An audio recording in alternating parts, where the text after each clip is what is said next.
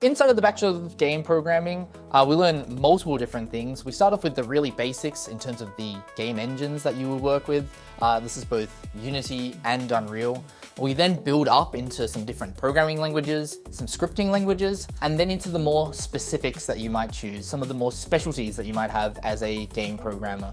So looking into things such as algorithms, you might look more into graphics, even into things like specific programming languages or more specified roles. When you're doing the games programming course, you start off learning all the same other subjects as the different faculties, but as you move a bit more into your own specialty in programming, one of the first things you do is learn a bit more about programming principles, for example, object-oriented programming. When you move into your next year, you get into a couple more advanced programming techniques.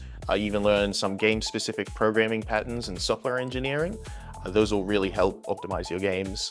And then by the time you're sort of wrapping up near the end, subjects such as working with VR or porting to other consoles, just different types of specialties for how to export your game. And we have people out there who are making games and designing new things and programming up amazing features that we've never seen before.